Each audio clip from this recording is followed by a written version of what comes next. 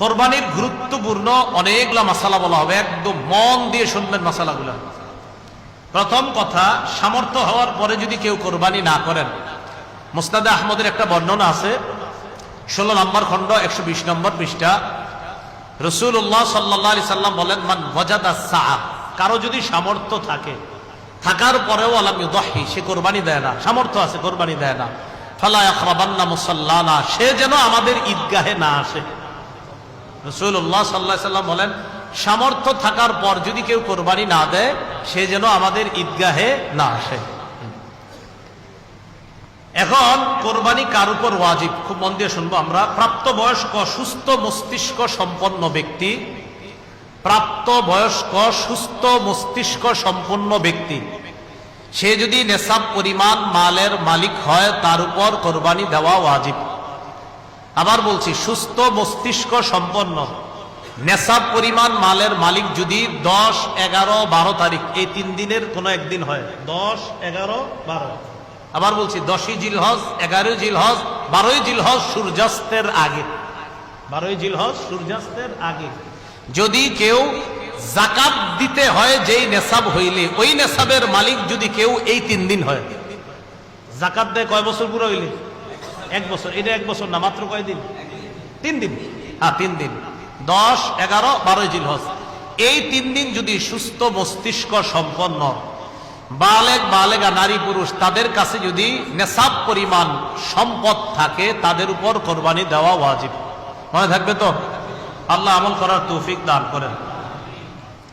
এক্ষেত্রে একটা কথা মনে রাখবো, কোরবানির ক্ষেত্রে প্রয়োজনের অতিরিক্ত সম্পদের মধ্যে জমিনও গণ্য করবেন। যেই জমিনের ফসলটা আপনার প্রয়োজনের অতিরিক্ত, মানে এটা আপনার প্রয়োজন না, এটা আপনার না হইলেও চলে, এই জমিনের ফসল না হইলেও চলবে, এটাও কোরবানির নেশাবে ধরবেন। কি বললাম? জমিনের ক্ষেত্রে প্রয়োজনের অতিরিক্ত যে জমিনগুলো আছে, কোরবানি, শুধু কোরবানির নেশাবের ক্ষেত্রে এটাকে আমরা গণ্য করব। আল্লাহ বুঝার তৌফিক দান করেন। অনেকেই আছে কিন্তু আপনার নেশাবের মাল আছে, হয় এই 3 দিনে হয়ে যায় অনেকের, মাশাআল্লাহ। তো যাই হোক, আপনারা তো জানেন কাদের হবে কাদের হবে না, এই জন্য চেষ্টা করা, অন্তত একটা খাসি বকরি দিয়ে দিলেই তো হয়। এরপরের মাসালাটা আমরা মন দিয়ে শুনবো। নেশাব স্বর্ণের ক্ষেত্রে 52.5 তোলা স্বর্ণ, স্বর্ণের ক্ষেত্রে 7.5 ভরি স্বর্ণ, রূপার ক্ষেত্রে 52.5 তোলা রূপা, 7.5 ভরি স্বর্ণ অথবা 52.5 ভরি রূপা, 7.5 ভরি স্বর্ণ, আর রূপার ক্ষেত্রে 52.5 ভরি বা তোলা, যেটা বলেন, ভরি বললেও হবে, রূপা। এখন কথা হলো, কারো কাছে কিছু স্বর্ণ আছে, কিছু রূপা আছে। কি আছে বলেন তো? কিছু স্বর্ণ, কিছু রূপা, কিছু টাকা পয়সা আছে। এই সবগুলা মিলাইলে যদি 52.5 তোলা রূপার সমপরিমাণ হয়, কারো কাছে কিছু টাকা আছে, কিছু স্বর্ণ আছে, কিছু রূপা আছে, সবগুলা মিলাইলে তার কাছে 52.5 তোলা রূপার সমপরিমাণ অর্থ আছে, তার উপরও কোরবানি ওয়াজিব। বুঝছেন?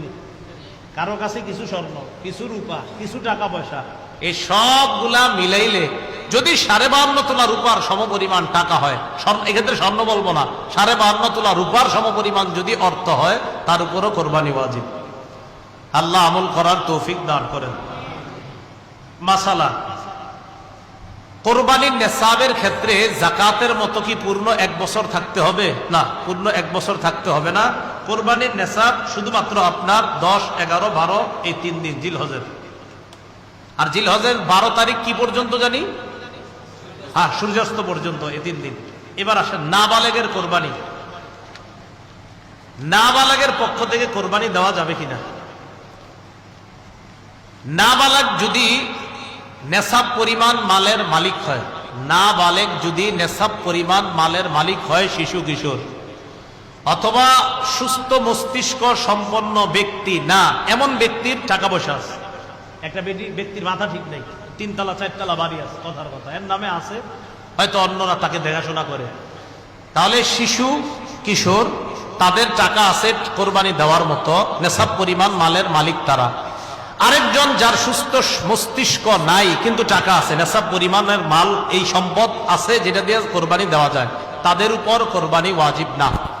বলেন, তাদের উপর কোরবানি? তাহলে বলেন তো, কোনো শিশুর নেশাব পরিমাণ মাল আছে, কোরবানি ওয়াজিব না। কোন অসুস্থ, যার মস্তিষ্কটা সুস্থ না, তারও নেশাব পরিমাণ মাল আছে, কোরবানি ওয়াজিব। কারণ কোত্থেকে বের হয়েছে? বর্তমান হিসাব অনুযায়ী প্রায় 78 কিলোমিটারের কাছাকাছি। 78 কিলোমিটার, কিলো কিলো, যেটা আপনাদের রাস্তাঘাটে এখন লাগায় রাখে কিলো, তাহলে 48 মাইল, বলেন 48 মাইল, আর কিলো হইলে প্রায় 78 কিলোর কাছাকাছি। যদিও 72 কিলো অনেকে বলে, কিন্তু আসল সম্ভবত আপনার সঠিক মাসালাটা হবে 78 কিলোর কাছাকাছি হওয়া। এরপর ওলামায়ে কেরাম আছেন, তাহকিক করার তো অবশ্যই সুযোগও থাকে। তো যাই হোক, 48 মাইল তো মনে থাকবে, 48 মাইল, এটা ঠিক আছে। তো কেউ 48 মাইল দূরত্বে যাওয়ার নিয়ত করে গন্তব্য থেকে বের হয়েছে, আর কিলো অনুযায়ী বললাম কত, প্রায় 78 কিলোমিটার, এই পরিমাণ যাওয়ার নিয়তে বের হয়েছে, তার উপর কোরবানি ওয়াজিব না, তার উপর কোরবানি ওয়াজিব না, না তার উপর কোরবানি ওয়াজিব না। এরকম মুসাফিরের উপর কোরবানি ওয়াজিব না। নাবালেগের পক্ষ থেকে যদি বাপ কোরবানি দিয়ে দেয়, কোন বাবা টাকা আছে, সে তার নাবালেগ সন্তানের পক্ষ থেকে যদি কোরবানি দেয়, হয়ে যাবে, সওয়াব হবে, আদায় হবে। কোন বাবা তার নাবালেগ সন্তানের পক্ষ থেকে কোরবানি দিলে কোরবানি হয়ে যাবে। বলেন এটা মুস্তাহাব, বলেন হুকুমটা কি? এই আমলটা যে করবে বাবা শিশুর পক্ষ থেকে, এটার নাম ওয়াজিব হবে না মুস্তাহাব? হ্যাঁ, মুস্তাহাব। কোন নাবালেগের পক্ষ থেকে তার বাবা যদি কোরবানি দিয়ে দেয়, বলেন তো আপনারা এটার হুকুমটা কি হবে? মুস্তাহাব। মাশাআল্লাহ। দরিদ্র ব্যক্তির কোরবানির হুকুম, এটা একটু মন দিয়ে শুনেন। দরিদ্র ব্যক্তির কোরবানির হুকুমটা খুব মন দিয়ে শুনেন। প্রথম কথা, দরিদ্র ব্যক্তির উপর কোরবানি ওয়াজিব না, কারণ তার কাছে নেশাব পরিমাণ সম্পদ নাই। কিন্তু যদি সে কোরবানি করার নিয়তে কোনো পশু ক্রয় করে, আপনি কে কইছে কিনতে, কিন্তু আপনি কিনছেন, দরিদ্র ব্যক্তি, তার উপর কোরবানি ওয়াজিব না, কিন্তু উনি কোরবানির নিয়তে একটা পশু কিনছে, তাহলে কোরবানি ওয়াজিব হয়ে যাবে এটা দেওয়া। দরিদ্র ব্যক্তি যার উপর কোরবানি ওয়াজিব না, তিনি যদি কোরবানির নিয়তে পশু ক্রয় করে, তার জন্য এই কোরবানি পশুটা কোরবানি করা ওয়াজিব হয়ে যায়। মনে থাকবেনি? তাহলে বলেন তো, দরিদ্র ব্যক্তির উপর কি কোরবানি ওয়াজিব না? যদি কিনে, তাহলে ওই পশু কোরবানি করা কি হয়ে যায়? ওয়াজিব হয়ে যায়। আল্লাহ বুঝার তৌফিক দান করেন। কেউ কোরবানির দিনগুলোতে যদি আপনার ওয়াজিব কোরবানি দিতে না পারে, তার উপর কোরবানি ওয়াজিব হয়েছে 10, 11, 12 সূর্যাস্ত পর্যন্ত আপনার কেউ যদি কোরবানি দিতে না পারে, আবার বলছি, কেউ যদি কোরবানির দিনগুলোতে ওয়াজিব কোরবানি দিতে না পারে, কোরবানি ওয়াজিব কিন্তু আপনি দিতে পারেন নাই, ইতিমধ্যে কোরবানির দিন শেষ হয়ে গেছে, 10 গেল, 11 গেল, 12 চলে গেছে শেষ, কিন্তু আপনার উপর ওয়াজিব ছিল, দেন নাই, এখন কি করবেন? এখন আপনি একটা ভালো মানের খাসির সমপরিমাণ মূল্য সদকা করে দিবেন। একটা ভালো মানের খাসির সমপরিমাণ মূল্য, এখনো কিনেন নাই, পশু কিনেন নাই। ও, এক্ষেত্রে মনে রাখবেন, আপনার উপর কোরবানি ওয়াজিব, এখনো আপনি পশু ক্রয় করেননি। কোরবানি ওয়াজিব হয়েছে কিন্তু পশু কিনেন নাই। ইতিমধ্যে 10 গেল, 11ই জিলহজ গেল, 12ই জিলহজ চলে গেল, এখন আপনি কোরবানির পশু কিনেন নাই, কোরবানিও দেন নাই। সেক্ষেত্রে আপনি কি করবেন বলেন তো? আপনি একটা ভালো মানের ছাগলের মূল্য সদকা করে দিবেন। ছাগলের মূল্য কি করে দিবেন? সদকা করে দিবেন। এখন কথা হলো, পশু ক্রয় করছেন, পশু ক্রয় করছেন, আবার বলছি, বলেন তো এখন যে মাসালাটা বললাম, আমি বলছি কোন ব্যক্তি কোরবানি ওয়াজিব 10, 11, 12 এই 3 দিনের মধ্যে পশুও কিনে নাই, কোরবানিও দেয় নাই, বলেন তো কি করবে? কি সদকা করবে? একটা ছাগলের মূল্য সদকা করে দিবে। ছাগল বলি আমরা, ছাগলের মূল্য সদকা করে দিবে। এখন কথা হলো, কিনছেন, পশু কিনছেন, কিনার পরে 10, 11, 12 কোরবানি করেন নাই। আগেরটা হলো কিনেন নাই, কোরবানিও দেন নাই। এটা হলো ওয়াজিব হয়েছে, পশুও কিনছেন কিন্তু কোরবানি দেন নাই। ইতিমধ্যে 10, 11, 12 চলে গেছে। সেক্ষেত্রে কি করবেন? সেক্ষেত্রে ওই জীবিত পশুটাই সদকা করে দিবেন। সেক্ষেত্রে কি করবেন? জীবিত পশুটা। আবার মন দিয়ে বুঝেন। তাহলে এবার আপনাদেরকে জিজ্ঞাসা করি, কারণ এখানে আরেকটা মাসালা বলবো ইনশাল্লাহ। 1 নাম্বার, কোরবানি ওয়াজিব 10, 11, 12 এই 3 দিনের মধ্যে পশু কিনেন নাই, কোরবানি দেন নাই, কি পরিমাণ মূল্য সদকা করে দিবেন? ছাগলের। আচ্ছা, আপনি কোরবানির পশু কিনছেন, 10, 11, 12 চলে গেল, কোরবানি দেন নাই, এখন কি করতে হবে? জীবিত এই পশুটা সদকা করে দিবেন। কথার কথা, 10, 11, 12 পরে ওই পশু আপনি জবাই করে ফেলছেন। এটা কিনছিলেন কোরবানির জন্য, কোরবানির জন্য কেনা পশুটা 10, 11, 12 পরে আপনি জবাই করছেন, এখন কি করবেন? ওলামায়ে কেরাম মাসালা দিল, ভাই আপনার তো মূল্য এই পশুর সমপরিমাণ মূল্য সৎকা করা ওয়াজিব ছিল। ভাই না, আমি তো পশুই কিনছি। ও আচ্ছা, তাহলে তো জীবিত পশুটা দেওয়া আপনার ওয়াজিব ছিল। ভাই আমি তো জীবিত পশু দেই নাই, পশু তো আমি জবাই করছি, এখন কি করব? এখন মাসালা হলো, এই পশুর যে গোস্তগুলা, এই গোস্তগুলা আপনি সৎকা করে দিবেন। তবে সৎকা করার সময় মাপতে হবে। মাপার পর দেখবেন কত টাকা হয়। যদি দেখেন পশু কিনছিলেন 20,000 টাকা দিয়া, গোস্ত মাইপা দেখেন 18,000, তাহলে পশুর এই গোস্ত 18,000-এর সমপরিমাণ গোস্ত সৎকা করার পর আরো 2,000 টাকা সৎকা করবেন। আল্লাহ জানে, বুঝছেন? বুঝছেন, মনে হয় বুঝছেন। বুঝছেন? হ্যাঁ, বুঝছেন না? আচ্ছা, বুঝলে আলহামদুলিল্লাহ। পশু কিনছেন, কেনার পরে কোরবানি দেন নাই, এখন 10, 11, 12 পরে জবাই করছেন। ওলামায়ে কেরাম বলছে, আপনি এটা জবাই করলেন কেন? জীবিত সৎকা করে দিতেন। হুজুর আমি তো ভুল করে ফেলছি, কি করবো এখন? ও আচ্ছা ঠিক আছে, গোস্তগুলাই সৎকা করে দেন। এখন আপনি গোস্তগুলা মাপছেন, মাইপা দেখলেন এই গোস্ত বর্তমানে 18,000, কথার কথা 18,000 হয়, কিন্তু পশু কিনছিলেন 20,000 টাকা দিয়া, তো 20,000 হইতে আরো বাকি কত? এই গোস্ত সৎকা করার পর আরো 2,000 টাকা সৎকা করবেন। বুঝেন? আচ্ছা আচ্ছা, আল্লাহ বুঝার তৌফিক দান করুন। ঠিক আছে, এই মাসালাগুলো খুব আপনারা মনে রাখার চেষ্টা করবেন। কোরবানি প্রথম দিনে করাই উত্তম। বলেন, কোরবানি প্রথম দিনে করা উত্তম, অর্থাৎ 10 জিলহজ কোরবানি প্রথম দিনে করা উত্তম। যেসব এলাকায় ঈদের নামাজ, জুমার নামাজ হয়, এই মাসালা আপনারা এখন আর বুঝবেন না। কিছু এলাকা আছে ঈদের নামাজ তাদের উপর ওয়াজিব না, জুমার নামাজ যাদের উপর ওয়াজিব না, এরকম কিছু এলাকা আছে। যাই হোক, যেই এলাকায় ঈদের নামাজ, জুমার নামাজ হয়, আমাদের এলাকায় ঈদের নামাজ হয় কিনা বলেন? জুমার নামাজ হয় কিনা? এই এলাকার মধ্যে ঈদের নামাজের আগে পশু কোরবানি করলে হবে না। যে এলাকায় ঈদের নামাজ হয়, জুমার নামাজ হয়, ওই এলাকায় 10 জিলহজ নামাজের আগে কোরবানি করলে কি হবে না? কোরবানি হবে না। নামাজ পড়বেন, তারপর কোরবানি। এই জন্য উত্তম কোরবানির ঈদের জামাত তাড়াতাড়ি করা। কোরবানির ঈদের জামাতটা কি করা? তাড়াতাড়ি করা। আপনারা তো মাশাআল্লাহ ঈদের দিন মাঠে 2 এলাকাবাসী ঝগড়া লাগে, কি হবে না হবে, বিশাল বড় আয়োজন হয় না। কোরবানির ঈদের নামাজ তাড়াতাড়ি পড়বেন, তাড়াতাড়ি পড়ে গিয়ে গুরুত্বপূর্ণ ইবাদত কোরবানি নামক ইবাদতে আমরা অংশগ্রহণ করব। আল্লাহ বুঝার তৌফিক দান করেন। এরপরের মাসালা, রাতে কোরবানি।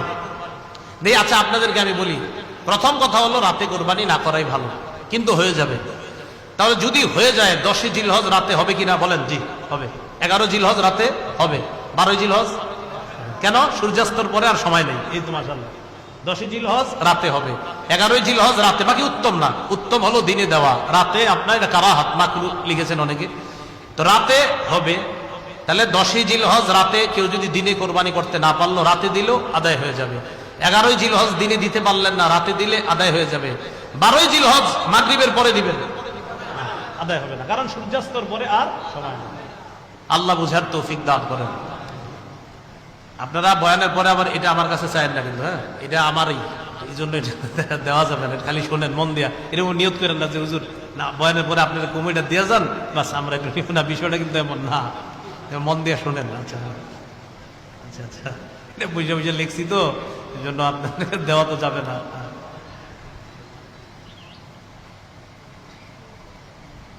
পশুর কোরবানি করার ক্ষেত্রে একজন ধনী মানুষ পশু কিনছে, আর একজন গরিব মানুষের উপর তো কোরবানি ওয়াজিব না। খুব মন দিয়ে শোনেন, ধনী মানুষ পশু কিনছে, কেনার পর চুরি হয়ে গেছে, হারায় গেছে।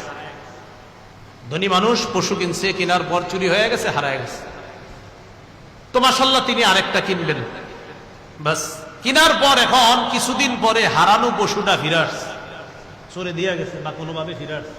এটা কিনছেন, হারায় গেছে, চুরি হয়ে গেছে। কিছুদিন পর চুরিকৃত পশুটা ফিরে আসছে, আবার এদিক দিয়ে আরেকটা কিনছেন, এখন পশু হইলো কয়টা? 2টা। এক্ষেত্রে আপনার ইচ্ছা, আপনি যেটা মন চায় এটা কোরবানি দিবেন, 2টার একটা কোরবানি দিয়ে দিলেই হয়ে যাবে। কিন্তু গরিব মানুষ, ওনার উপর কোরবানি ওয়াজিব ছিল না, উনি কিনছে। বলেন উনি কি করছে?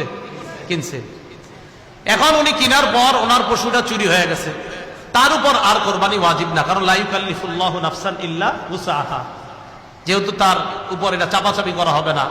তো তিনি কিনছিলেন, কেনার পর এটা হারায় গেছে। এখন উনি কি করছে? আরেকটা কিনছে। ওনার উপর ওয়াজিব ছিল না, কিন্তু আরেকটা কিনছে। প্রথমটাই কিনা ওনার জরুরি ছিল না, কিন্তু প্রথমটা কিনছে। কেনার পর চুরি হইল, চুরি হওয়ার পর উনি আরেকটা কিনছেন। আরেকটা কেনার পর চুরিকৃত পশুটা ফিরে আসছে, তাহলে ধনী মানুষের পশু ছিল, পশু হয়ে গেল দুইটা, একটা দিলে হয়ে যায়। গরিব মানুষ যেটা প্রথমে কোরবানির নিয়তে কিনছে, এটা হারিয়ে যাওয়ার পর তিনি নিজে থেকে আরেকটা কিনছে, কেনার পর হারানো পশুটা ফিরে আসছে, এখন হইল কটা পশু? দুটোটা কোরবানি করতে হবে। আপনি কে কইছে প্রথমটা ইয়া করে? আপনি তো দুটোটাই ওয়াজিব। আল্লাহ জানে, বুঝছেন নি? আচ্ছা, আল্লাহ বুঝার তৌফিক দান করুন। দুটোটা কোরবানি করা ওয়াজিব, কারণ ওনার উপর তো ছিল না বাধ্যবাধকতা। উনি প্রথমটাও বাধ্য ছিল না, কিনছে, দ্বিতীয়টাও উনি বাধ্য ছিলেন না, এরপরেও কিনছে, আবার প্রথমটা ফিরে আসছে, তো দুইটা আসছে, কি হয়েছে? তুমি দুটোটাই দিবে। এটাই ইসলামী শরীয়ত, বুঝতে হবে। পশুর গুণাগুণ খুব মন দিয়ে শুনবো আমরা। আল্লাহ আল্লাহ। ওট, গরু, মহিষ, ছাগল, ভেড়া ও দুম্বা দ্বারা কোরবানি করা যায়। বলেন ওট, বলেন সবাই ওট।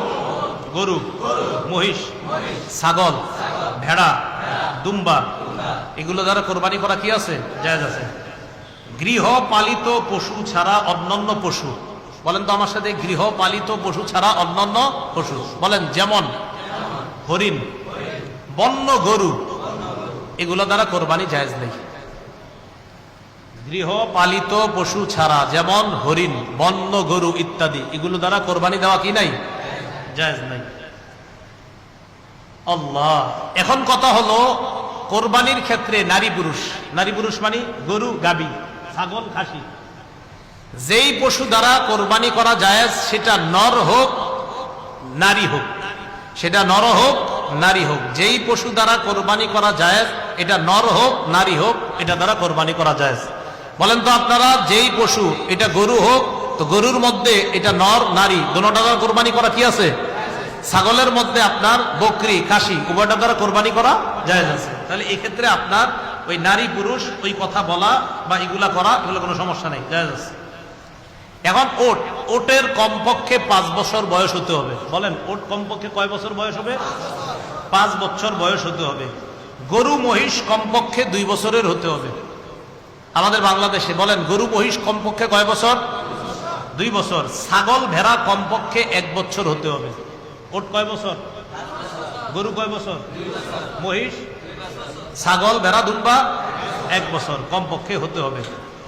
ভেড়া, দুম্বা যদি 1 বছরের কম হয়, ভেড়া, দুম্বা যদি 1 বছরের কম হয়, কিন্তু দেখতে এমন হৃষ্টপুষ্ট মনে হয়, যেটারে দেখলে 1 বছরের মতো মনে হয়। ভেড়া, দুম্বা 1 বছরের কম বয়স, কিন্তু দেখতে মনে হয় 1 বছরের মতো, হৃষ্টপুষ্ট। কথা বুঝছেন নি? আচ্ছা, আগে আবার বলেন, ভেড়া, দুম্বা, ছাগল সাধারণত নিয়ম কয় বছর হওয়া? তো ভেড়া, দুম্বা এগুলা যদি এমন হয় 1 বছরের কম, দেখতে হৃষ্টপুষ্ট মনে হয় 1 বছরের মতো, এটার দ্বারাও কোরবানি করা জায়েজ আছে। বলেন, এটার দ্বারা কোরবানি করা কি আছে? তবে কমপক্ষে 6 মাসের বেশি হতে হবে। এর মানে এই না 4 মাস বয়স দেখতে 1 বছর, এরকম না, কমপক্ষে 6 এর বেশি হতে হবে। আল্লাহ কথাগুলা মনে রাখার তৌফিক দান করেন। কিছু কিছু বিষয় আপনারা, এগুলা যদিও আপনারা এখান থেকে বলতেছি, কিন্তু আপনারা এগুলা মন দিয়ে যদি শোনেন, আশা করি কথাগুলা মনে থাকবে। আপনাদেরকে একটু আগের থেকে জিজ্ঞাই, বলেন তো, ধনী মানুষ একটা গরু কেনার পর হারায় গেছে, আরেকটা ফিরে আসছে, এখন সে কয়টা কোরবানি দিবে? গরিব মানুষ একটা কিনছে, কেনার পর চুরি হয়েছে, আবার আরেকটা কিনছে, কেনার পর আরেকটা ফিরে আইছে, 2টা, এখন কয়টা দিবে কোরবানি? 2টা। তো মাশাআল্লাহ, এগুলো মনে থাকবে না ইনশাআল্লাহ। ওট কয় বছর? গরু, মহিষ, মহিষ কয় বছর? 2 বছর। কোরবানি কয় তারিখে? 10, 11, 12, সূর্যাস্ত আগ পর্যন্ত। 12 তারিখ সূর্যাস্তের রাতে কোরবানি দেওয়া জায়েজ নেই। উত্তম কখন? দিনে দেওয়া। আচ্ছা, কথাগুলো মনে রাখবেন। এক পশুতে শরীকের সংখ্যা, শরীকে কোরবানি দিন আমরা, শরীকে কোরবানি। ছাগল, ভেড়া, দুম্বা এগুলা কয়জনে জানি হবে? সবাই জানি আমরা। ছাগল, ভেড়া, দুম্বা কয়জনে? একজনে, বাস, এটা তো আমরা সবাই জানি। ওট, গরু, এগুলা 7 জনে দেওয়া যাবে। কয়জনে দেওয়া যাবে? 2 জনে দেওয়া যাবে, 3 জনে দেওয়া যাবে, 4 জনে দেওয়া যাবে, 5 জনে দেওয়া যাবে, 6 জনে দেওয়া যাবে, 7 জনে দেওয়া যাবে। আর বলছি, ওট, গরু 2 জনে দেওয়া যাবে, 3 জনে দেওয়া যাবে, 4 জনে দেওয়া যাবে, 5 জনে দেওয়া যাবে, 6 জনে দেওয়া যাবে, 7 জনে দেওয়া যাবে। শরীকানা কোরবানি এটা দেওয়া জায়েজ আছে আপনার। এক্ষেত্রে আমরা তিরমিজির 1502 নম্বর হাদিসটা মনে রাখতে পারি, জাবির ইবনে আব্দুল্লাহ রাদিয়াল্লাহু তাআলা আনহুর বর্ণনা, তিনি বলেন, নাহান্না মা রাসূলিল্লাহি সাল্লাল্লাহু আলাইহি সাল্লাম, আমরা রাসূলুল্লাহ সাল্লাল্লাহু আলাইহি সাল্লামের সাথে কোরবানি করেছি ইয়াউমাল হুদাইবিয়া, আমাল হুদাইবিয়া, হুদাইবিয়া যুদ্ধের সময়, আল বাদানাতা আন সাবআতিন ওয়াল বাকারাতা আন সাবআতিন, ওট করেছি 7 জনের পক্ষ থেকে, গরুও করেছি 7 জনের পক্ষ থেকে। ওট করেছি 7 জনের পক্ষ থেকে, গরুও করেছি 7 জনের পক্ষ থেকে। আচ্ছা, 7 জন মিলে যদি কোরবানি করে, এক্ষেত্রে অংশ বন্টন কিভাবে হবে? 7 জনে করুক, 5 জনে করুক, 3 জনে করুক, অংশ বন্টন সমান সমান হবে। বলেন অংশ বন্টন। হ্যাঁ, এক্ষেত্রে আপনারা তো জানেনি, কেউ যদি মনে করেন 50,000 টাকার একটা কোরবানি গরু, একজন দিছে 20,000, একজন দিছে 20,000, আরেকজন দিছে 20,000, হলো কত? 40, আরেকজন দিছে 10,000, কত হলো? তাহলে ভাগ তো অবশ্যই আপনার প্রথমে 5 ভাগ সমান সমান করবেন। 5 ভাগ সমান সমান কইরা একজনে পাবে 2 ভাগ, আরেকজনে পাবে 2 ভাগ, আরেকজনে পাবে 1 ভাগ। সুন্দরভাবে করলে তখন আপনার ওই কোথাও হাড্ডি বেশি গেল বা কম গেল, এই অসওয়াসাটা ভিতরে কাজ করবে না। প্রথম কথা যে একজনে 20,000 দিল, আরেকজন 20,000, তো 20,000 ওয়ালা 2 ভাগ, আরেক 20,000 ওয়ালা 2 ভাগ, আর 10,000 ওয়ালা 1 ভাগ। কথার কথা আপনার। এখন আপনি মনে করেন এই 5 ভাগ বন্টন করলেন, করার পর 2 ভাগ নিবে একজন, আর 2 ভাগ নিবে আরেকজন, গেল 4 ভাগ, আরেক ভাগ নিবে আরেকজন, গেল 5 ভাগ। ব্যাস। কোরবানির পশু জবাই করার পর আপনি চাইলে 3 ভাগ করতে পারেন। 1 ভাগ গরিবরে দিলেন, 1 ভাগ প্রতিবেশী আত্মীয় স্বজন তাদেরকে দিলেন। এক্ষেত্রে একটা মাসালা, এই মাসালাটা হলো, আচ্ছা এটা বলবো না, এটা বললে পরে আবার আপনারা কৃপণতা করবেন। কি করবেন? কৃপণতা। এটা দরকার নেই, ঠিক আছে, মাথায় আসছিল, দরকার নেই। হ্যাঁ, বন্টন করেন, বন্টন করেন, গরিবরেও দিয়েন, প্রতিবেশীদেরকেও দিয়েন, বাস এটাই রাখেন। বন্টন করেন, প্রতিবেশীদেরকে দিয়েন, সবাই দিয়েন। হ্যাঁ, ঠিক আছে, দিবেন। হ্যাঁ, কি কয়? অনেক কয় বুঝছি বুঝছি, কি বুঝছি কে জানে।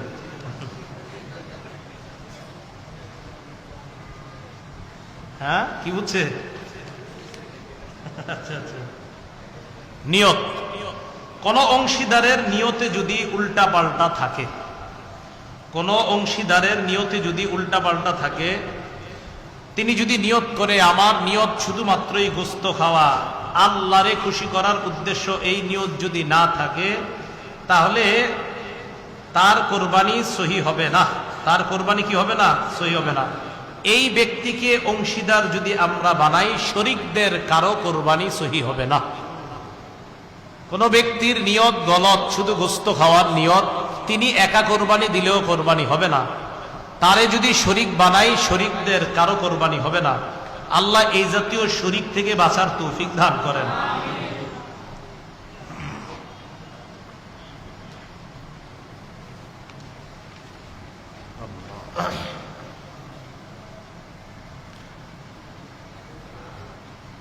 শরীকদের উপার্জন যদি অধিকাংশ কারো উপার্জন হারাম হয় অথবা পুরাটা হারাম হয়, 5 জনে কোরবানি দিলেন, 7 জনে দিলেন, 3 জনে দিলেন, এই শরীকদের কারো অংশ উপার্জন যদি বেশির অংশ হারাম হয় অথবা পুরাটা হারাম হয়, তাহলে তারে না নেওয়া, তার কারণে কারো কোরবানি হবে না। শরীকদের মধ্যে কারো পুরা অংশ যদি হারাম হয় অথবা বেশি অংশ যদি হারাম হয়, তাকে নিবেন না। তাকে নিলে কারো কোরবানি হবে না। খুব ভালো করে মনে রাখবো। এখন কথা, যদি আপনাদের মধ্যে কেউ এমন করেন, একটা ওট বা গরু কোরবানি দেওয়ার নিয়তি কিনছেন, আপনি ধনী, তো একা একা কিনছেন, ওটটা বা গরুটা কিনছেন 2 লাখ টাকা দিয়ে, এক্ষেত্রে আপনি এই গরুটা বা ওট এটা কেনার পরে অন্য কাউকে শরীক যদি চান, বানাতে পারবেন। কোন ধনী মানুষ যদি একা একটা পশু কিনেন, কেনার পরে যদি আপনি কাউকে শরীক বানাইতে চান, অনেক বড় অঙ্ক দিয়ে কিনছেন, কেনার পর যদি শরীক বানাতে চান, তাহলে শরীক করা যাবে কিনা?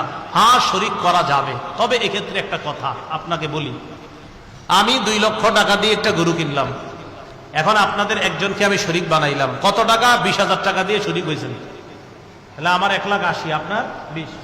এক্ষেত্রে আসলে উত্তম হলো আপনার এই 20,000 টাকা আমি নিয়ে সৎকা করে দেওয়া উত্তম। এটা আমি সৎকা করে দেওয়া উত্তম। কথার কথা, যদি না দেই হবে উত্তম, উত্তম সৎকা করা উত্তম, না করলেও সমস্যা নাই। বাকি তাকে যেহেতু শরীক বানাইলাম, আপনার গোস্ত ইত্যাদি সে খেতে পারবে, এটা কোনো সমস্যা নেই। বাকি উত্তম হলো ওনার এই অংশটা, এতটুকু অংশ আমি সৎকা, কারণ আমি প্রথমে একা দেওয়ার নিয়তি কিনছিলাম, অনেকজনের শরীক বানাইছি, উত্তম হলো ওনার টাকাটা সৎকা করে দেয়, বাকি গোস্ত কিন্তু খাওয়া যাবে। আবার সৎকা যদি নাও করা জায়েজ আছে, টাকাটা যদি সৎকা না করে তাও জায়েজ আছে। আরেকটা মাসালা আমরা খুব মন দিয়ে শুনবো, কোরবানির পশু কেমন হওয়া উচিত? কোরবানির পশু হৃষ্টপুষ্ট হওয়া উত্তম। বলেন কোরবানির পশু কি হওয়া উত্তম? তিরমিজি শরীফের 1496 নম্বর হাদিসের বর্ণনা, আবু সাঈদ খুদরি রাদিয়াল্লাহু তাআলা আনহুর বর্ণনা, দহা রাসূলুল্লাহ সাল্লাল্লাহু আলাইহি ওয়াসাল্লাম বিকাবশিন আকরানা ফাহিলিন। রাসূলুল্লাহ সাল্লাল্লাহু আলাইহি ওয়াসাল্লাম শিং বিশিষ্ট মোটা তাজা হৃষ্টপুষ্ট একটা দুম্বা কোরবানি করলেন। কি করলেন? হৃষ্টপুষ্ট শিং বিশিষ্ট আপনার একটা প্রাণী কোরবানি করলেন। খোরা পশুর কোরবানি, খোরা বুঝেননি? হ্যাঁ, ল্যাংরা পশুর কোরবানি খুব মন দিয়ে শুনবেন। যেই পশু 3 পায়ে চলতে পারে, 1 পা মাটিতে রাখতে পারে না অথবা ভর করতে পারে না, যে পশু 3 পায়ে চলতে পারে, পা কয়টা? 3 পায়ে চলে, 1 পায়ে চলতে পারে না অথবা পা মাটিতে রাখতে পারে না, এমন পশু দিয়ে কোরবানি করা জায়েজ নেই। এমন পশু দিয়ে কোরবানি করা কি নাই? জায়েজ নাই। তিরমিজির 1497 নাম্বার হাদিসের মধ্যে আছে, হেদায়া যারা পড়ছেন এই হাদিসগুলো একদম ওখানে খুব সুন্দরভাবে আসছে, দেখবেন হেদায়া রাবের মধ্যে, রাবে মনে হয় না, সালেস না রাবে হবে, মনে নেই এখন, হেদায়া রাবি হওয়ার কথা। একদম দেখবেন একের পর এক মাসালাগুলো তো তালেব ইলমদের পুরো মুখস্থ থাকা দরকার। হ্যাঁ, একদম আমার পুরো এবারত 6 মুখস্থ ছিল, মুখস্থ রাখা দরকার। হেদায়া দেখবেন ওই জায়গায় রাবে মনে হয়, কিতাবুল আদ রাবে, হ্যাঁ হেদায়া রাবেতে। তা আপনারা দেখবেন কোরবানি মাসালাগুলা খুব সুন্দরভাবে লেখছে। তালেব ইলমদের উচিত এই শিরোনামের কালো কালো অংশগুলা মুখস্থ করে রাখা। কালো অংশগুলা কোন কিতাবের? কুদুরি। আরে কোন কিতাবের? তো কুদুরি ব্যাখ্যা না এটা? হ্যাঁ, এই তো কালো অংশগুলা মুখস্থ করে রাখা দরকার, খুব ভালো এটা। তিরমিজি শরীফের 1497 নম্বর হাদিসের বর্ণনা, রাসূলুল্লাহ সাল্লাল্লাহু আলাইহি ওয়াসাল্লাম বলেন, লা ইউদহা বিল আরজাই বাইয়িনুন যালউহা ওয়ালা বিল আওরাই বাইয়িনুন আওরুহা। যেই পানি এমন খোরা যার খোরাটা স্পষ্ট, এমন অন্ধ যার অন্ধত্ব স্পষ্ট, চোখে দেখে না, এই প্রাণী দ্বারা কোরবানি করা জায়েজ নেই। তাহলে এমন খোরা, যেই খোরা তার খোরামি স্পষ্ট, যেই খোরা 3 পায়ে চলতে পারে, 1 পায়ে চলতে পারে না অথবা 1 পা মাটিতে রাখতে পারে না, এমন প্রাণী দ্বারা কোরবানি দেওয়া জায়েজ নাই।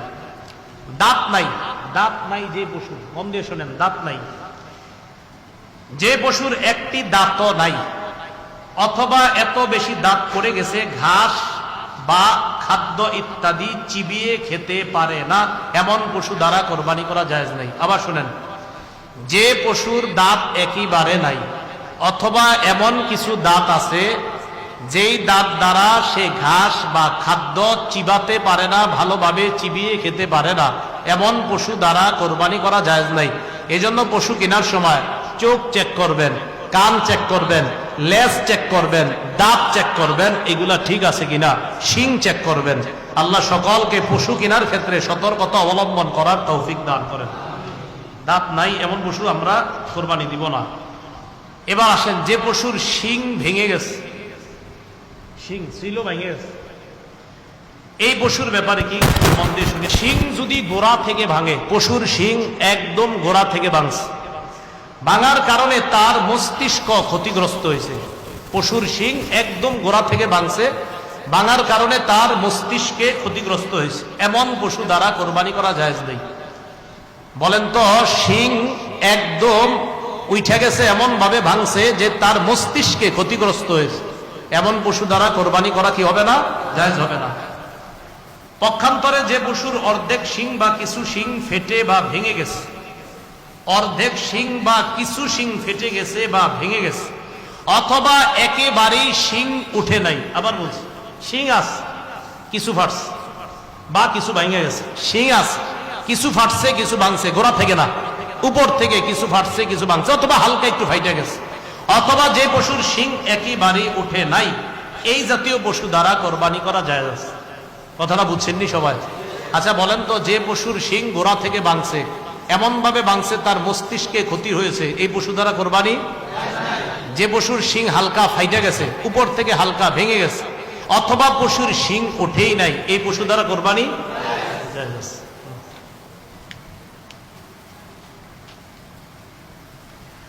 কান কাটা বা লেজ কাটা পশু, কান কাটা বা লেজ কাটা পশু, যে পশুর লেজ বা কোনো কান অর্ধেক বা তার চেয়ে বেশি কাটা, সে পশু দ্বারা কোরবানি করা জায়েজ আছে কিনা? আবার শুনি প্রশ্নটা।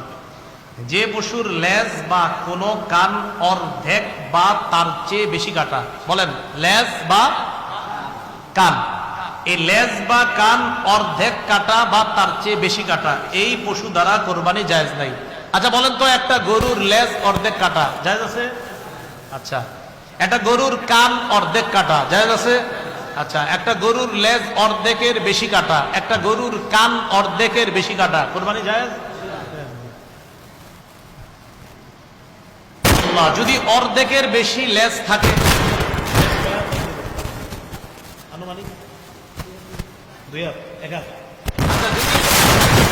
এখন আধা হাতের বেশি ভালো আছে, ধরে নেই আমরা মনে করেন যদি এক হাত ধরেন বা একটু বেশি, উনি বলছে এক হাত, আমি তো বলতে পারি না এক হাত না দুই হাত, যাই হোক যদি আচ্ছা যদি দুই হাত ধরেন, দুই হাত ধরলে সোয়া এক হাত ভালো আছে, সোয়া এক হাত ভালো আছে। কান 4 ভাগ ধরে নিই আমরা, 4 ভাগের 3 ভাগ ভালো আছে, জায়েজ আছে। কান 4 ভাগের 3 ভাগ ভালো আছে, এই পশু দ্বারা কোরবানি জায়েজ। লেজ 4 ভাগ ধরেন, কথার কথায় 3 ভাগ বেশির অংশ ভালো আছে, এটা দ্বারা জায়েজ আছে। আর বলেন তো, অর্ধেক যদি খারাপ থাকে কান বা লেজ, কোরবানি জায়েজ? অন্ধ পশুর কোরবানি, এটা আগে বলছি, যে পশুর 2টি চোখ অন্ধ বা এক চোখ পুরো নষ্ট, সে পশু দ্বারা কোরবানি জায়েজ আছে কিনা? উত্তর, যে পশুর 2টি চোখ অন্ধ অথবা এক চোখ পুরা নষ্ট, সে পশু দ্বারা কোরবানি জায়েজ নাই। বলেন তো, গরুর 2 চোখ আছে, একটা পুরা নষ্ট, জায়েজ? 2 চোখ পুরা অন্ধ, জায়েজ? জায়েজ নেই।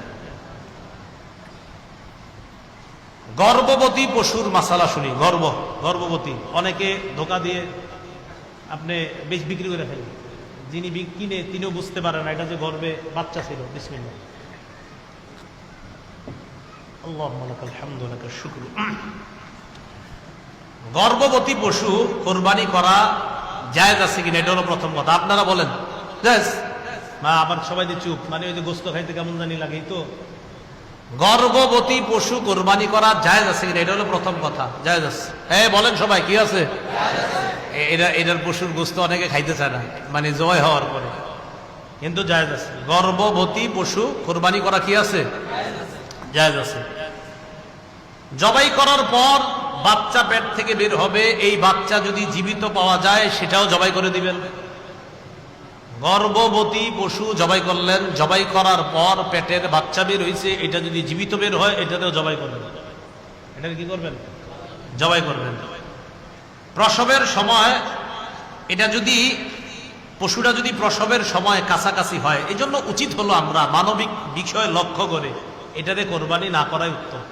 কি বলেন? কোরবানি, যদিও কোরবানি দিলে কোরবানি হয়ে যাবে, কোরবানি দিলে কি কোরবানি না করা উত্তম। আরেকটা দেন, আপনি ধনী মানুষ, আরেকটা দিলে তো যে নিয়ম, আপনার 2টার একটা, তো আপনি এটা না দেন আরেকটা দেন। তাহলে যদি প্রসবের সময়টা ঘনিয়ে আসে আর এই দিক দিয়ে কোরবানির সময় ঘনায় আসছে, এক্ষেত্রে উত্তম হলো আপনি এটারে কোরবানি না কইরা, এটার প্রতি আপনি কোরবানি এখন না কইরা আপনি এটার বাচ্চাটা হবে, তো এটা উত্তম আর কি। বাকি কেউ যদি কোরবানি করে হয়ে যাবে।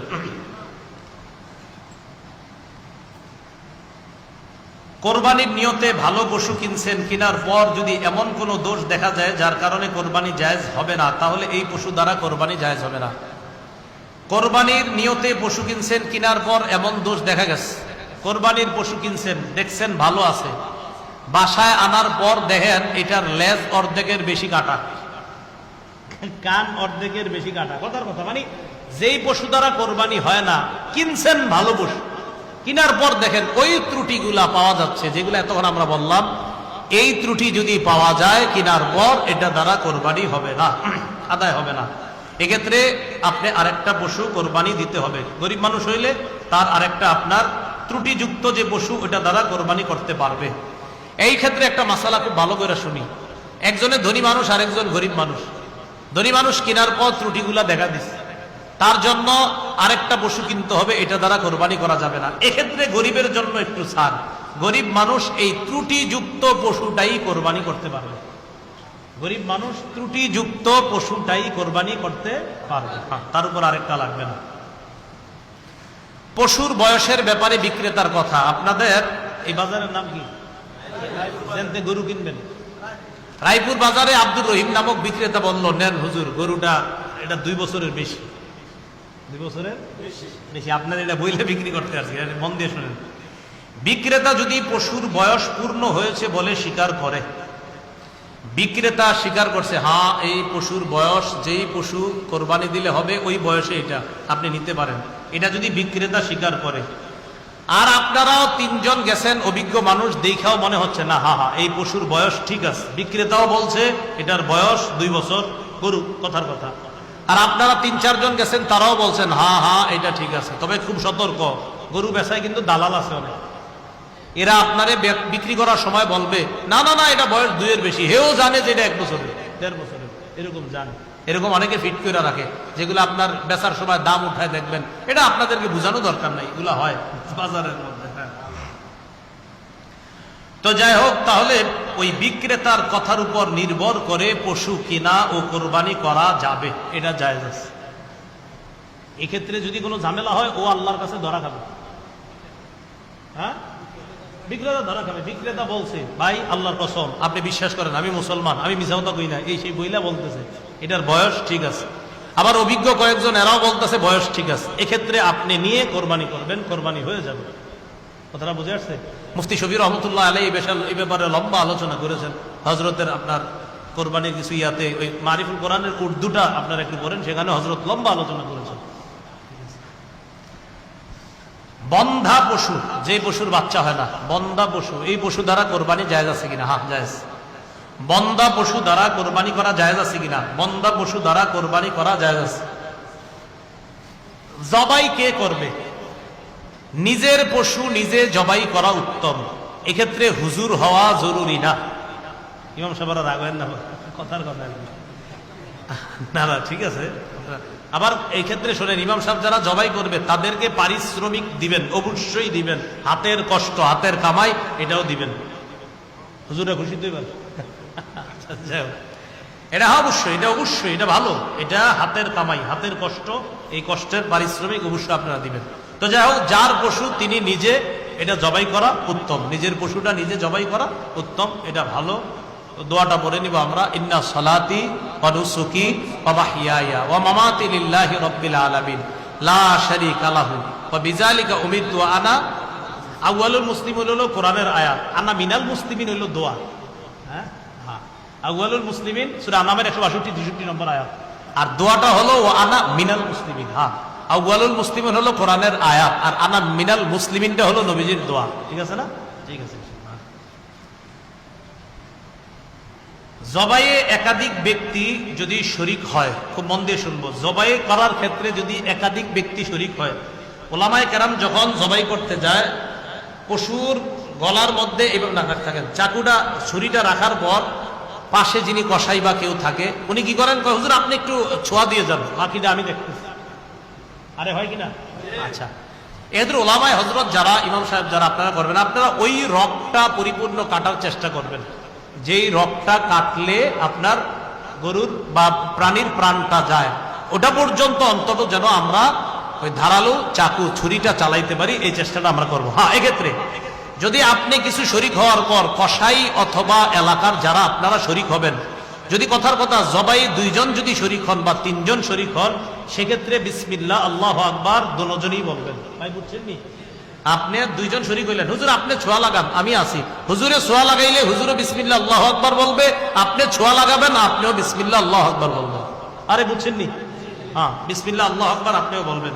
হাদিসে আছে আপনার, আনাস ইবনে মালিক থেকে বর্ণনা, রাসূলুল্লাহ সাল্লাল্লাহু আলাইহি ওয়াসাল্লাম আপনার বিকাবশাইনে আমলাহাইন, দহা বিকাবশাইনে আমলাহাইন, রাসূল সাল্লাল্লাহু আলাইহি ওয়াসাল্লাম 2টা প্রাণী জবাই করেছে, সাম্মা ওয়া কাব্বারা, রাসূল সাল্লাল্লাহু আলাইহি ওয়াসাল্লাম বিসমিল্লাহ আল্লাহু আকবার বলেছেন। তো যাই হোক, এক্ষেত্রে আমরা বিসমিল্লাহ আল্লাহু আকবার, বিসমিল্লাহটা অবশ্যই বলবো, এই কথাটা আমরা মাথায় রাখবো। আরেকটা বিষয়, বলার সময় আমরা গ্রামগঞ্জের অনেক মানুষ এমন করি, যদিও এটা আপনারা না বুঝেই করেন, আব্দুর রহমান ভাই আপনার গরু কিভাবে কোরবানি দিব বলেন। তা আব্দুর রহমান আরো 4-5 জন আছে, ওনারা এসে বলে, হুজুর নামগুলো এখানে লেখা আছে, এই 5 নামেই কোরবানি হবে, বলি কিনা? এটা পৃষ্ঠাতে, হুজুর এই 5 নামে হবে নেন, এই 7 নামে হবে, এই 3 নামে হবে নেন, এরকম হয় কিনা? আচ্ছা, এক্ষেত্রে আমরা বাংলাটা এভাবে না বলে আমরা বলবো, বলেন আমার সাথে বলেন, বলেন এই 5 জনের পক্ষ থেকে, বলেন এই 3 জনের পক্ষ থেকে, আমার পক্ষ থেকে, আমার আব্বার পক্ষ থেকে আল্লাহর নামে জবাই করব। তাহলে 3 নামে এভাবে বলবো না, বলবো 3 জনের পক্ষ থেকে আল্লাহর নামে, 5 জনের পক্ষ থেকে আল্লাহর নামে, 3 জনের পক্ষ থেকে আল্লাহর নামে। এখন থেকে যদিও এটা মানুষ না বুঝেই করতো যে হুজুর আসলে তো উদ্দেশ্য এটাই আল্লাহর নামে জবাই, কিন্তু ওই না বুঝা বইলা ফেলে আর কি, হুজুর 3 নামে 5 নামে এবার বলবো না, বলবো 3 নামের পক্ষ থেকে আল্লাহর নামে, 5 নামের পক্ষ থেকে আল্লাহর নামে। কথাটা মনে থাকবে না ইনশাআল্লাহ? তাহলে বলেন তো কার নামে জবাই হবে? কার পক্ষ থেকে? বলেন আমাদের। কার নামে জবাই হবে আর কাদের পক্ষ থেকে? এবার সুন্দরভাবে বলি, বলেন কার নামে জবাই? কার পক্ষ থেকে? বলেন বান্দার পক্ষ থেকে। কার পক্ষ থেকে? কার নামে? কার পক্ষ থেকে? এবার মনে রাখবো তো, আর ঝামেলাগুলো হয় না আমাদের। কোরবানির পশু দিকে, পশু যেটা এটা জবাই করার আগে উপকৃত হওয়া যাবে কিনা? আপনি কিনে আনছেন, এখন এটা হাল চাষ করতে নিয়ে গেলেন, কথার কথা এটা আনছেন, যেহেতু আনছি আমার ঘরে 5-6 দিন থাকবো, এটা 10-12 দিন বান্ধা রাখলাম, তো কালকে সকালে নিয়ে যাই একটু হাল চাষ করি, দেখি না কেমন হয়, মন দিয়ে শুনি দুধ ইত্যাদি আসবে, আসবে ইনশাল্লাহ, একটু সবুর করেন সব আসবে। কোরবানির পশু কেনার পর বা নির্দিষ্ট করার পর তা থেকে উপকৃত হওয়া জায়েজ আছে কিনা? এটা হলো কথা। না, জায়েজ নেই। বলেন পশু কেনার পর তা থেকে উপকৃত হওয়া কি নাই? জায়েজ নাই। হাল চাষ করা, আরোহণ করা, পশম কাটা ইত্যাদি, আপনি এটার উপর একটু বইলেন, বইয়া দেখলেন, আমার একটা ছবি তোলা ফেসবুকে দাও, এইগুলা করবেন না, ঠিক আছে না ইনশাল্লাহ? এগুলো আমরা করব না। আর কোরবানির দিন তো মাশাআল্লাহ জবাই কইরা ওই গায়ে রক্ত ফেসবুকে দিয়ে দেয়, মানে আমি বুঝি না এটার ফায়দা কি? এটা করেন কেন? আপনি কার জন্য জবাই করছেন? ওরা দেখাইলেন সবাই যে আমি আল্লাহর জন্য জবাই করছি। যদি সত্যি আল্লাহর জন্য কইরা দেয় থাকে, এটা আপনি ভালো জানেন। ফেসবুকে যারা এটা দেন, কয়জনে এই নিয়তে দেন, দেখো আল্লাহরে খুশি করলাম, ছুরিটা এমনি রয়ে রাখছেন আর রক্ত একটু লেগে রয়েছে দিকে, এগুলা করেন না। আসলে এগুলা বাড়াবাড়ি হয়ে যায় আমাদের, আসলে সত্যি বাড়াবাড়ি হয়। কি দরকার আছে বলেন? বাড়াবাড়ি গুলা আমাদের না করা, আল্লাহ হেফাজত করেন। কোরবানির পশুর দুধ, এটাও একটা উপকার। দুধ খাওয়া, দুধ খাওয়া একটা উপকার না? আরে কয় উপকার না? হ্যাঁ, দুধ এমন খাদ্য, যেই খাদ্য মানুষের খাদ্যের চাহিদাও পূরণ করে, পানির চাহিদাও পূরণ করে। পৃথিবীর একমাত্র খাদ্য যেই খাদ্য মানুষের খাদ্যের চাহিদা পূরণ করে, পানির চাহিদা পূরণ করে। সবচেয়ে বড় প্রমাণ, আমরা সবাই নাবালেগ অবস্থায় শুধু দুধ পান করছি। আমরা সবাই 2 বছরের আগে শুধু দুধ পান করছি। ওই দুধ দিয়ে আল্লাহ এই বাচ্চা অবস্থায়, শিশু অবস্থায় আমাদের খাদ্য পানি উভয়টার চাহিদা রব কুদরতি ভাবে পূরণ করে দিয়েছেন। আল্লাহ বলেন মিন বাইনি ফারতিন ওয়া দামিন লাবানান খালিসান সাইগাল লিশারিবিন। শোনো, এই দুধ আমি কোত্থেকে বের করি জানো? কয় 2 নাপাকের মাঝখান থেকে, একটা হলো গোবর আর একটা হলো রক্ত। কয় মানুষ একটু কোরবানির পশুর দুধ পান করা যাবে না। বলেন কোরবানির পশুর দুধ পান করা যাবে না। এখন কথা হলো, জবাইয়ের সময় কাছায় গেছে, আগামীকাল কোরবানি, 1 দিন পরে কোরবানি, 2 দিন পরে জবাইয়ের সময় কাছায় গেছে। এক্ষেত্রে যদি পশুর দুধ দহন না করি, পশুটার কষ্ট হবে। দহন না করলে পশুটার কষ্ট হবে, কারণ দুধ দহন না করলে কষ্ট হবে। সেক্ষেত্রে প্রথমে চেষ্টা করব ঠান্ডা পানি তার ওলানের মধ্যে দিব। বলেন ঠান্ডা পানি ওলানের মধ্যে দিব। ঠান্ডা পানি দুধের ওলানে, পশুর ওলানে দিলে তার কষ্টটা কম হয়। তার কষ্ট কি হয়? কম হয়, এবং দুধ বন্ধ অনেকটা হয়ে যায়। তো ঠান্ডা পানি আমরা ওলানের মধ্যে দিব। কথা বুঝে আসছে? ঠান্ডা পানি ওলানের মধ্যে দিব, এটা হলো প্রথম কথা। আর যদি মনে হয় কাছাকাছি আইসা গেছে, পশুর দুধ দহন না করলে কষ্ট হবে না, দহন না করাই উচিত, বাস দহন করা দরকার নাই, এটা আমরা দহন করব না, এমনি রেখে দিব। কথার কথা যে দহন করলে হয়, না করলে হয়, না করলে সমস্যা নাই, তো দহন করার দরকার নাই, পশুর দুধ দহন করার দরকার নাই। এই কথাটা আমরা মাথায় রাখবো। দহন যদি করে ফেলি, সেক্ষেত্রে কি করব? গরুর দুধ দোহায় ফেলছি, সৎকা করে দিব। দোহায় ফেললে কি করব? সৎকা করে দিব। শরীক যারা আছে আমরা এগুলা খাবো না। এখন কথা হলো, আপনারা 4 জনে মিললে একটা পশু ক্রয় করছেন। কয়জনে মিলে? 4 জনে। চতুর্থ জনের নাম আব্দুর রহমান। আব্দুর রহমানের বাড়িতে পশুটা আপনি পালতে দিচ্ছেন। তো দুধের পশুটা কার বাড়িতে? আব্দুর রহমানে কি করছে, একদিন পশুর দুধ দোহায়া নিজে খাইলেছে। খাইলেন। খাওয়ার পরে চাঁদপুরের এক আলেম বলে ফেলছে, আপনি খাইছেন? ইন্নালিল্লাহ। হ্যাঁ। আপনি কেন খাইলেন? খাইলেছেন কি করবো? কটুক খাইছেন? আধা কেজি পরিমাণ হইব, মানে এক পা। ওই পরিমাণ মূল্য সৎকা করে দিল, ওই পরিমাণ মূল্য সৎকা করে দিল।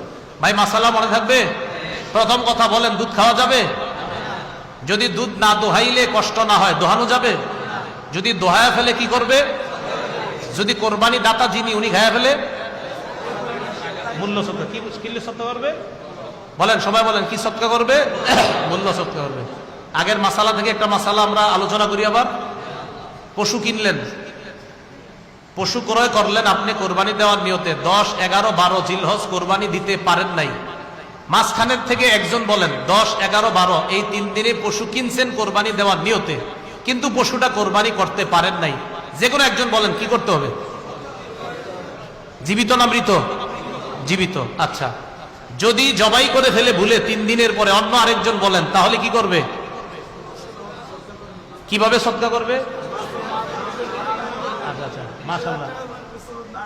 হ্যাঁ, এই তো মাশাআল্লাহ মনে রাখছে। তাহলে ওই গোস্তটা সদকা করে দিবে। গোস্ত যদি কম হয়, মাপলে মাইপা যদি দেখা যায় না আরো 2-3 হাজার টাকা লাগবে এটার সমপরিমাণ হইতে, ওই পরিমাণ সদকা হবে।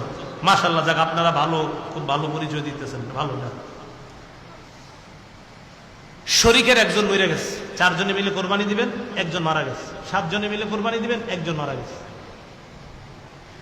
শরীকের মধ্যে একজন যদি মারা যায়, সেক্ষেত্রে কি করণীয়?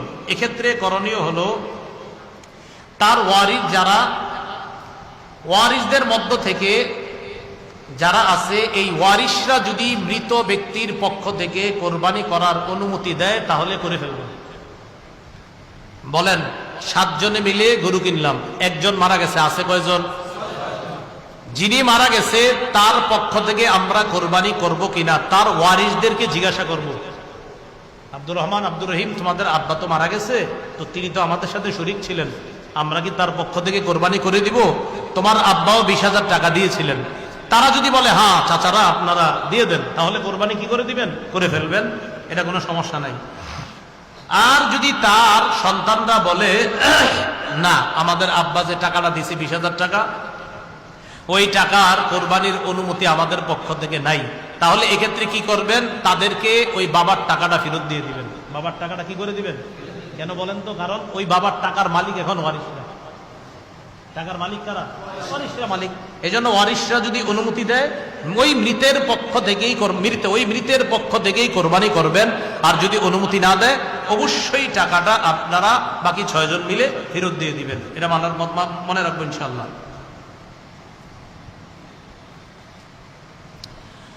কোরবানির পশু জবাই করলেন, জবাই করার পর একটু আগে আমরা একটা মাসালা জানছি যে এটারে জীবিত জবাই করে দেওয়া। যদি জীবিত বের হয়, এটাও জবাই করা। উত্তম হলো জবাই না করে সৎকা করে দেওয়া। বলেন, উত্তম হলো জবাই না করে বাচ্চাটাকে কি করে দেওয়া? সৎকা করে দেওয়া উত্তম। যদি সৎকা না করে দেন, তাহলে ওই বাচ্চাকেও জবাই করতে হবে, ওই বাচ্চার গোস্তটা সৎকা করে দিবেন। বাচ্চাকেও জবাই করতে হবে, বাচ্চার গোস্তটা কি করে দিবেন? সৎকা করে দিবেন। মৃত ব্যক্তির পক্ষ থেকে কোরবানি জায়েজ আছে কিনা? হ্যাঁ, জায়েজ আছে। রাসূলুল্লাহ সাল্লাল্লাহু আলাইহি সাল্লামের সাহাবী আলী রাদিয়াল্লাহু তাআলা আনহু আন্নাহু কানা ইউদাহি বিকাবশাইনি আহাদুহুমা আনিন নবী সাল্লাল্লাহু আলাইহি সাল্লাম ওয়াল আখারু আন নাফসি। আলী নবীর পক্ষ থেকে একটা কোরবানি দিতেন, আর নিজের পক্ষ থেকে একটা কোরবানি দিতেন। আল্লাহ রাসূল ইন্তেকাল করার পরেও নবীর পক্ষ থেকে একটা দিতেন, নিজের পক্ষ থেকে একটা দিতেন। কোরবানির গোশত জমিয়ে রাখা যাবে কিনা? আমাদের সমাজে একটা প্রচলন আছে যে 3 দিনের বেশি কোরবানির পশুর গোশত জমায়ে রাখা যায় না। অনেকে বলে আর কি, এটা একদম ফাও কথা। কোরবানির পশুর গোশত 3 দিনের বেশিও জমায়ে রাখতে পারবেন। গত বছরের গোশত এবছরও পর্যন্ত যারা জমায়ে রাখছেন, যদি মনে করেন হুজুর এটা খাবো না, না খেলে আমার দিয়ে দিন, কি করা? কথার কথা, মনে করে এটা খাওয়া যায় না। অনেকে আকিকার গোশত খাইতে চায় না। কিসের গোশত? তা আমি আমার মসজিদে যখন আলোচনা করছি আকিকার গোশত, তো অনেক আকিকার গোশত খামো, তো যখন বলছি আমি কই না খাইলে আমারে পাঠাই দিয়েন, তখন সবাই খায়। তাহলে ঠিক আছে, আপনি যেহেতু খাইবেন তার মানে এটা খাওয়া জায়েজ আছে। আকিকার গোশত খাইতে চান, আমি বললাম আকিকা যার, ও যদি খাইতে পারে ওরেও খাওয়াইবেন। ও তো পারে না, বাচ্চা মানুষ আর কি পারবে? তো কথার কথা, যার আকিকা ও পারবে, এক কাজ করবেন, বাচ্চা 7 দিনের দিন আকিকা দেন না, ফ্রিজে রেখে দিবেন, এটা বড় হইলে খাওয়াই দিবেন। যার আকিকা ও খেতে পারবে, বাপও খেতে পারবে, মা খেতে পারবে, দাদা দাদি সবাই খেতে পারবে, গরিবরাও খেতে পারবে, কোনো সমস্যা নাই। তো অনেকে কয় হুজুর যে খেতে পারবে, হ্যাঁ।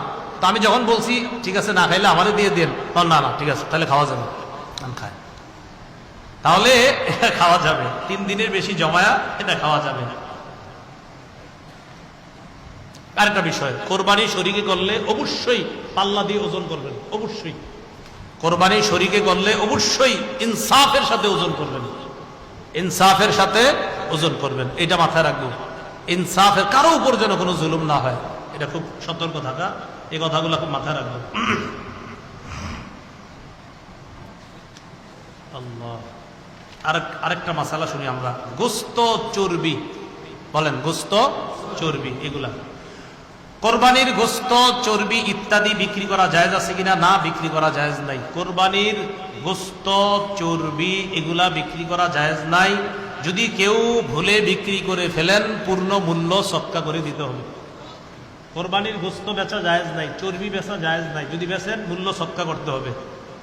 জবাইকারীকে চামড়া গোস্ত ইত্যাদি দেওয়া, এই বিষয়টা খুব ভালোভাবে শুনি। জবাইকারী, কসাই বা কাজে সহযোগিতাকারীকে চামড়া গোস্ত বা কোরবানি পশুর কোনো কিছু পারিশ্রমিক হিসাবে দেওয়া জায়েজ নাই। আবার বলছি, জবাইকারী, কসাই বা সহযোগিতাকারীকে চামড়া গোস্ত কোরবানির পশুর কিছু গোস্ত পারিশ্রমিক হিসাবে দেওয়া যাবে কিনা? বলেন সবাই, যাবে না। তাহলে বলেন তো, জবাইকারী, কসাই বা কাজে সহযোগিতাকারী এদেরকে চামড়া গোস্ত অথবা কোরবানির পশুর কোনো কিছু পারিশ্রমিক হিসাবে দেওয়া যাবে? যাবে না, জায়েজ নাই। আল্লাহ, পারিশ্রমিক দেওয়ার পর যাদেরকে দিয়ে কাজ করাইছেন, পারিশ্রমিক দেওয়ার পর চলে গেছে, বাস আপনার পাশের বাড়ির চাচাতো ভাইয়েরা কাজ করছে বুঝতে, তো এরা চলে গেছে, চলে যাওয়ার 2-3 দিন পরে ডাক দিচ্ছেন, কিরে কি অবস্থা, গোস্ত টোস্ত খাইছো? কথার কথা, হ্যাঁ আলহামদুলিল্লাহ আল্লাহ খাওয়াইছে। 1 প্যাকেট আপনি হাদিয়ার নিয়তে দিয়ে দিলেন, আপনি রেখে দিচ্ছেন যে ওরে এটা হাদিয়া দেবো, তো বললেন না এটা তোমার হাদিয়া। কথাটা বুঝেন, কিন্তু পারিশ্রমিক হিসাবে দিবেন না।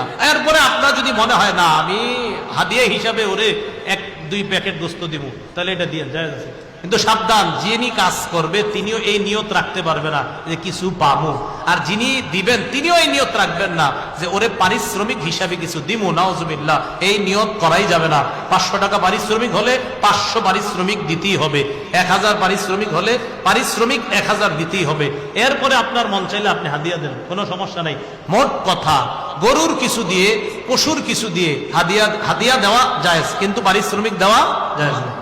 কথাটা মনে রাখবেন। আল্লাহ, অস্ত্র জবাই করবো যে অস্ত্র দিয়ে, ধারালো অস্ত্র দ্বারা জবাই করা উত্তম। রাসূলুল্লাহ সাল্লাল্লাহু আলাইহি সাল্লাম বলেন, ইন্নাল্লাহা কাতাবাল ইহসানা আলা কুল্লি শাই, আল্লাহ সব জিনিসের উপর অনুগ্রহ করা এটা বিধিবদ্ধ করেছেন, এমনকি পশু জবাই করার ক্ষেত্রেও। ফাইদা কাতালতুম, তোমরা যখন হত্যা করো, আও যাবাহতুম, অথবা জবাই করো, ফাহসিনু যিবহা, জবাই করবা সুন্দরভাবে, ফাহসিনু, তোমরা সুন্দরভাবে জবাই করবা। এর মানে অন্য বর্ণনায় রাসূল বলেন, ওয়াল ইউহিদ্দা আহাদুকুম শুফরাতা, তোমাদের প্রত্যেকে যেন অস্ত্রটা ভালোভাবে ধার করে নেয়, এই অস্ত্র দিয়ে যেন জবাই করে, পশুটা যেন তাড়াতাড়ি তার জানটা বের হয়। এইভাবে আমরা এমন অস্ত্র দিয়ে আমরা জবাই করব। জবাইয়ের পর পশুর অবস্থা, অনেকে নিস্তেজ হওয়ার আগেই ছুরি একটা নিয়ে কি করে খালানো শুরু করে, ওই যে চামড়াটা, হ্যাঁ আপনার বাস, মানে এখনো যায় না, ওইটা এখনো নাড়তেছে, পা শুরু করছে, আরেক জায়গায় 2 বছর শুরু করছে। এর এই কথাটা খুব মন দিয়ে শোনেন, নিস্তেজ হওয়ার আগে চামড়া খসানো বা অন্য কোনো অঙ্গ কাটা মাকরুহ। আচ্ছা বলেন তো, কোরবানি কার জন্য করি? তো এই কাজে মাকরুহ কাজ কেন করবো? কোরবানি কার জন্য করি? তা আমার এই আমলটা যেন পুরা 100% পিওর হিসাবে আল্লাহ কবুল করে, এটা চাই না। তো এটাতে কোনো মাকরুহ কাজ করব? তাহলে নিস্তেজ হওয়ার আগে কসাইকে বলবো, ভাই পূর্ণ নিস্তেজ হবে, তারপর আপনি অন্য কাজ করবেন, নিস্তেজ হওয়ার আগে এটাতে টাচ করবেন না। মনে থাকবে না ইনশাআল্লাহ? জি। কোরবানির গোশত বিধর্মীকে দেওয়া যাবে কিনা? কোরবানির গোশত বিধর্মীকে, প্রতিবেশী অনেক বিধর্মী থাকে না, তাদেরকে দেওয়া যাবে কিনা? কোরবানির গোশত হিন্দু ও অন্যান্য ধর্মাবলম্বী যারা আছে, বিধর্মী ইত্যাদি, গরিব যদি হয় বা প্রতিবেশী হয়, তাদেরকে দেওয়া কি আছে? জায়েজ আছে। বিধর্মী অন্যান্য ধর্মাবলম্বীদেরকে তারা যদি খায়, দেওয়া জায়েজ আছে, দেওয়া জায়েজ আছে। অন্য কারো ওয়াজিব কোরবানি এটা আদায় করতে যদি চাই, এটা কি হুকুম? মন দিয়ে শুনি। অন্যের ওয়াজিব কোরবানি দিতে চাইলে ওই ব্যক্তির অনুমতি নিতে হবে কিনা? হ্যাঁ, অন্যের ওয়াজিবকৃত কোরবানি দিতে হলে ওই ব্যক্তির অনুমতি নিতে হবে। ওই ব্যক্তির কি নিতে হবে? অনুমতি নিতে হবে, অন্যথায় ওই ব্যক্তির কোরবানি আদায় হবে না। এক্ষেত্রে স্বামী বা পিতা স্ত্রী বা সন্তানের বিনা অনুমতিতে তার পক্ষ থেকে কোরবানি করে, তাহলে তাদের কোরবানি আদায় হয়ে যাবে। আবার বলছি, স্বামী বা পিতা, বলেন স্বামী বা পিতা। স্বামী হয় কার? বলেন স্ত্রীর। বলেন স্বামী হয় কার? স্বামী স্ত্রীর অনুমতি ছাড়া কোরবানি দিতে, কথা স্ত্রীও কোরবানি দিতেছে আর কি, হয়ে যাবে। পিতা হয় কার? বলেন সন্তানের। আরে পিতা হয় কার? পিতা সন্তানের অনুমতি ছাড়া দিয়ে দিছে, হয়ে যাবে। আল্লাহ জানে, বুঝছেননি? কোরবানি দাতার অনুমতি ছাড়া কোরবানি দেওয়া জায়েজ নেই। এক্ষেত্রে স্বামী যদি স্ত্রীর অনুমতি ছাড়া দেয়, বাবা যদি সন্তানের অনুমতি ছাড়া দেয়, জায়েজ। মনে থাকবেন ইনশাআল্লাহ? হ্যাঁ, জায়েজ। পাগল পশুর কোরবানি, পাগলা গরু আছে না, পাগল পশুর কোরবানি, পাগল পশু কোরবানি করা জায়েজ আছে। তবে যদি এমন পাগল হয় যে ঘাস পানি দিলে খায় না, মাঠেও চরে না, তাহলে সেটা দ্বারা কোরবানি জায়েজ নেই। কিছু গরুরে আমরা পাগল কইনি, দৌড় দেয়, পুরো এলাকা লাইরালায়, বাঁশতলা গাছতলা পুরো টুরে শেষ করে লায়। পাগল পশুর কোরবানি দেওয়া জায়েজ যদি এটা ঘাস না খায় অথবা চরে টরে না খায়, তাহলে কিন্তু জায়েজ নেই। কারণ পশু পাগল হওয়ার পরেও যদি ঘাস খায়, বুঝতে হবে না ওর মধ্যে পশুত্ব আছে, মাঠে চরে বেড়ায়, এটার মধ্যে পশুত্ব আছে, মানে ও পশু, ও কোরবানির যোগ্য। কিন্তু যদি ও ঘাস খায় না, মাঠে নিয়ে চড়াইলেও অন্যান্য পশুর মতো চড়ে না, পাগলাটে আচরণ করে, ওর দ্বারা কোরবানি দেওয়া কি হবে না? জায়েজ হবে না। হ্যাঁ, প্রথম কথা, পশু দ্বারা, পাগল পশু দ্বারা কোরবানি জায়েজ। তবে যদি মাঠে না চড়ে, ঘাস না খায়, এরকম পাগল হইলে আবার এটা দ্বারা জায়েজ হবে না। কোরবানির গোস্ত খাওয়া, কোরবানি দাতার জন্য নিজের গোস্ত খাওয়া মুস্তাহাব। মাশাআল্লাহ, একটা হুকুম জানলাম, কোরবানির গোস্ত খাওয়া কি মুস্তাহাব। কোরবানির দাতা যিনি, তিনি কোরবানির গোস্তটা খাওয়া এটা মুস্তাহাব। অনেকের অ্যালার্জি থাকে, গরুর গোস্ত খান না, এটা খায়া লাইবেন কয়েক পিস, সমস্যা নেই, হ্যাঁ ইনশাআল্লাহ কিছু হবে না, আল্লাহ ভরসা। ঋণ করে কোরবানি দেওয়া, কোরবানি ওয়াজিব এমন ব্যক্তিও ঋণের টাকা দিয়ে কোরবানি করলে ওয়াজিব আদায় হয়ে যাবে। এমনি আপনার উপর কোরবানি ওয়াজিব, আবার যদি আপনি ঋণের টাকা দিয়ে কোরবানি দেন, কথার কথা, তাও কোরবানি ওয়াজিব আদায় হয়ে যাবে। আপনি তো জানেন যে আমি ঋণ হইলে কি হবে, 5-10 লাখ টাকা আছে না, অনেকে লেনদেন করে, ওনাদের তো ব্যাপার নাই, এই ঋণ আদান প্রদান হয়ে থাকে। দেখবেন অনেক ব্যবসায়ী আছে প্রতিনিয়ত তাদের 5-10 লাখ ঋণের আদান প্রদান। তো এই জাতীয় ব্যক্তিরা ঋণের টাকা দিয়ে যদি কোরবানি দেয়, আদায় হয়ে যাবে। উনি তো জানে যে আমি তো টাকা দিয়ে দিব, আদায় হয়ে যাবে। হাজিদের উপর ঈদুল আজহার কোরবানি, যে সকল হাজি কোরবানির দিনগুলোতে মুসাফির থাকবে তাদের উপর ঈদুল আজহার কোরবানি ওয়াজিব নয়। যে সকল হাজি কোরবানির দিনগুলোতে মুসাফির থাকবে, আচ্ছা এটা অন্য মাসালা, আপনার যদি মুসাফির থাকে, এখন মাসাল্লাহ হাজি সাহেবরা আর মুসাফির না, ওখানে যাওয়ার পরে নিয়ত করে আপনার প্রায় 30 দিনের নিচে কেউ না, অনেকে আছে 10 দিন থাকে, 15 দিনের নিচে হলে তো মুসাফির, তো অনেকে আছে আপনার 6 দিন 7 দিন থাকে, এটা ভিন্ন মাসালা। যদি মুসাফির না হয়, আর আমরা জানছি মুসাফিরের উপর কোরবানি ওয়াজিব হয় না। হ্যাঁ, তো যে সকল হাজি কোরবানির দিনগুলোতে মুসাফির থাকবে তাদের উপর ঈদুল আজহার কোরবানি ওয়াজিব না। কিন্তু যে হাজি কোরবানির কোনোদিন মুকিম থাকবে, সামর্থ্যবান হলে তার উপর ঈদুল আজহার কোরবানি দেওয়া জরুরি হবে। এটা এই মাসালাই এখন আদায় করে শোনা। নবী করিম সাল্লাল্লাহু আলাইহি সাল্লামের পক্ষ থেকে কোরবানি করা, সামর্থ্যবান ব্যক্তি রাসূল সাল্লাল্লাহু আলাইহি সাল্লামের পক্ষ থেকে কোরবানি করা উত্তম, এটা বড় সৌভাগ্যের বিষয়। সামর্থ্যবান ব্যক্তি রাসূলুল্লাহ সাল্লাল্লাহু আলাইহি সাল্লামের পক্ষ থেকে কোরবানি করা উত্তম, এটা সৌভাগ্যের বিষয়। আচ্ছা, খাসিকৃত ছাগল দ্বারা কোরবানি, খাসিকৃত বুঝেননি? খাসি করা হয় না, খাসি করা হয়, এটা কেমনে কই আপনাদেরকে, যাই হোক আর কি, খসিয়া যেটাকে বলা হয়, খাসিকৃত কোরবানি দ্বারা এই কোরবানি করা যাবে কিনা? খাসিকৃত ছাগল দ্বারা কোরবানি করা এটা জায়েজ আছে, উত্তম, কোনো সমস্যা নেই। জীবিত ব্যক্তির নামে কোরবানি, এর মানে হলো যেমনি ভাবে মৃতের পক্ষ থেকে ইসালে সওয়াবের উদ্দেশ্যে কোরবানি করা জায়েজ, তেমনি ভাবে জীবিত ব্যক্তির পক্ষ থেকেও ইসালে সওয়াবের উদ্দেশ্যে নফল কোরবানি করা জায়েজ আছে। এই কোরবানির গোশত দাতা ও তার পরিবারও খেতে পারবে। জীবিত ব্যক্তির পক্ষ থেকে নফল কোরবানি, অমুক জীবিত ব্যক্তির পক্ষ থেকে নফল কোরবানি দেওয়া জায়েজ আছে। এই ক্ষেত্রে কোরবানি দাতা ইত্যাদি সবাই গোশত খেতে পারবে। বিদেশে অবস্থানরত ব্যক্তির কোরবানি, বিদেশে অবস্থানরত ব্যক্তির জন্য নিজ দেশে কোরবানি করা না অন্য দেশে কোরবানি করবে? উত্তর, বিদেশে অবস্থানরত ব্যক্তির জন্য নিজ দেশে বা অন্য দেশে যে কোনো কোথাও কোরবানি জায়েজ আছে। আপনাদের ছেলে থাকে সৌদি আরব, এখন সে যদি চায় এদেশে দিতে পারবে, সে যদি চায় ও দেশেও দিতে পারবে, কোনো সমস্যা নেই। হ্যাঁ, কোরবানির বিক্রির যে অর্থ, এটা চামড়া বিক্রির অর্থ, এটা আমরা সৎকা করে দিব। এই ক্ষেত্রে আপনারা চামড়া বিক্রি না করে আশেপাশে মাদ্রাসাগুলো আছে ওগুলাতে আপনারা এতিমখানায় সৎকা করে দিবেন, এটাই উত্তম হয়। যদি বিক্রি করে ফেলেন তাহলেও এটা সৎকা করে দিবেন। হ্যাঁ,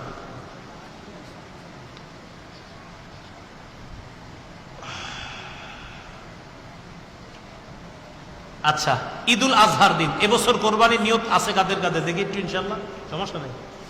হ্যাঁ, আচ্ছা, ঈদুল আজহার দিন সর্বপ্রথম কোরবানির গোশত দিয়ে প্রথম খানা শুরু করা সুন্নত। ঈদুল আজহার দিন মানে আপনি কোরবানি দিবেন, তা আপনার জন্য উত্তম হলো, সুন্নত হলো সর্বপ্রথম কোরবানির গোশত দিয়ে খানা শুরু করা, এটা উত্তম। এর অর্থ হলো সকাল থেকে কোনো কিছু না খেয়ে প্রথমে কোরবানির গোশত খাওয়া। সকাল থেকে কিছু খাবেন না, প্রথমে কোরবানির গোশতটা খাবেন। এটা যদি পারেন আর কি, না পারলে সমস্যা নেই, অন্য কিছু খাওয়া যাবে। কোরবানির পশুর হাড় বিক্রি করা। কোরবানির মৌসুমে অনেক মহাজন কোরবানির হাড় ক্রয় করে থাকে। টোকাইরা বাড়ি বাড়ি থেকে হাড় সংগ্রহ করে তাদের কাছে বিক্রি করে। এদের ক্রয় বিক্রয় জায়েজ। টোকাইরা ক্রয় মানে আপনার নিয়ে গেছে, আপনার বাড়ির সামনে পড়ে রয়েছে, ওরা নিয়ে গেছে, ওরা বিক্রি করলে সমস্যা নেই। টোকাই বেচারা নিয়ে গেছে টুকরাই, এর মানে কেমন জন্য ওরা আপনি দান করে দিচ্ছেন। টোকাই নিয়ে গেছে মানে আপনি দান করে দিচ্ছেন। টোকাই যদি হাড় ইত্যাদি নিয়ে বিক্রি করে তাহলে এটা জায়েজ আছে, এটা কোনো সমস্যা নেই। আল্লাহ, কিন্তু কোন কোরবানি দাতার জন্য নিজ কোরবানির কোনো কিছু এমনকি হারও বিক্রি করা জায়েজ হবে না, করলে মূল্য সৎকা করে দিতে হবে। এ কথা ভালো করে আমরা মনে রাখবো। মহাজনরা কোন কোরবানি দাতার থেকে, মহাজনরা জানেন কি কোরবানি দিছে, ওনার থেকে আপনারা এটি কিনবেন না, এটা ঠিক না। এই বিভিন্ন বড় বড় হোটেল মালিকদেরকে এগুলো বলে দিবেন, এটা ঠিক না। কাজের লোককে কোরবানির গোশত খাওয়ানো। কোরবানির পশুর কোনো কিছু পারিশ্রমিক হিসাবে দেওয়া তো জায়েজ নাই, এটা আগেও বলছি আমরা। পারিশ্রমিক হিসাবে কাজের লোককেও কোরবানি দেওয়া, কোরবানির গোশত দেওয়া যাবে না। পারিশ্রমিক হিসাবে কাজের লোক, ঘরে কাজের লোককেও পারিশ্রমিক হিসাবে গোশত দেওয়া যাবে না।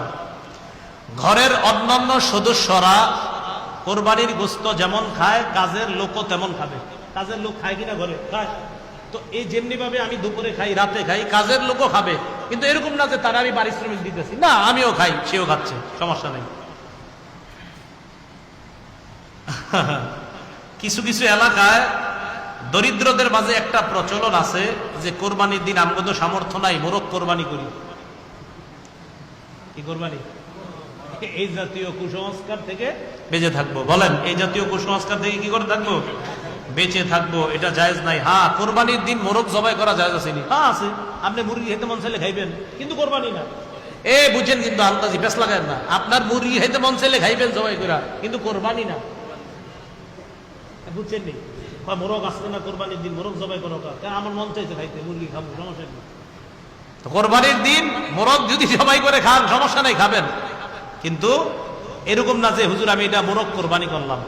আল্লাহ আমাদের সকলকে, তাহলে কোরবানির পশু কিনা, কোরবানির পশু কেমন হবে, কোরবানির পশুর দুধ, কোরবানি পশু দ্বারা উপকৃত হওয়া, শরীকে কোরবানি দেওয়া ইত্যাদি যে গুরুত্বপূর্ণ মাসালাগুলো জানলাম, এর উপর আমাদেরকে আল্লাহ আমল করার তৌফিক দান করেন। বলেন তো, শরীকে গরুর মধ্যে কোরবানি দেওয়া যায় আছে কিনা? আছে।